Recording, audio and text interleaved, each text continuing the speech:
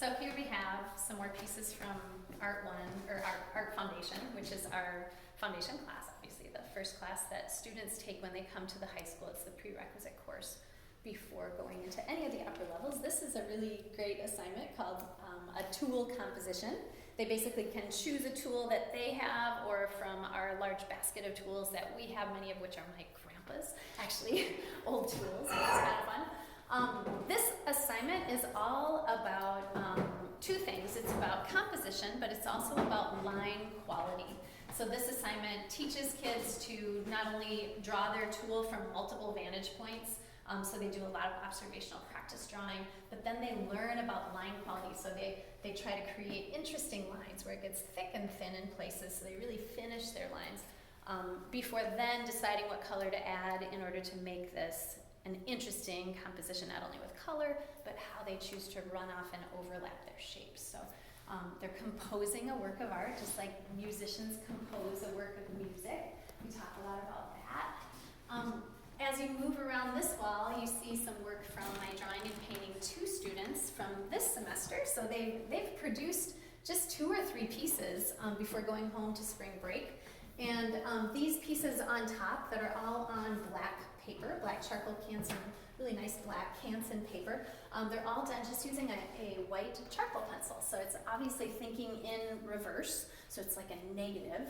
And they had a lot of fun doing observational work using a white charcoal pencil. That was our very first drawing for me to kind of get to know their skills a little bit in this upper level class. I've had some of them before, and I have not had some of these students before. This grouping of assignments here is called a pen composite drawing, and it's super detailed, obviously. It's based on an artist whose name is Don Stewart. He used to be a medical doctor and then became an illustrator, and he works sort of like MC Escher. He does a lot of tiling where you're working to try to fit objects next to other objects, and these definitely have a theme. Like Caitlin's work is called Nightmare, so she filled her horse with everything that felt like a nightmare, some things related to nightmares that from movies or things she's thought about. This piece by Justin is a piece that is, he's a lover of music, and so there's all kinds of parts to it, but it all relates to music. And so he has this container object, and it's filled with other objects that relate to that container, and they all have taken that same approach. Super complicated. These pieces here are all from the ALC, which is our Area Learning Center, and that school is a fabulous place for a number of our Northfield students to finish high school. I teach there at the end of every day, and these are all pieces done. They're all created by ALC students, all within a curriculum that is choice-based. So these students get to basically make a choice every time they create a work of art, but they're challenged from wherever they're at, and we work with them one-on-one very much. The class sizes are much smaller, so that works really well. And then there's a few more pieces here that are, again, the tool composition assignment from the Art Foundation class. They did such a great job of filling their spaces and using vibrant colors and thinking about not only value, but overlap and all kinds of ways of creating a dynamic composition. I really love teaching at Northfield High School. I have amazing colleagues.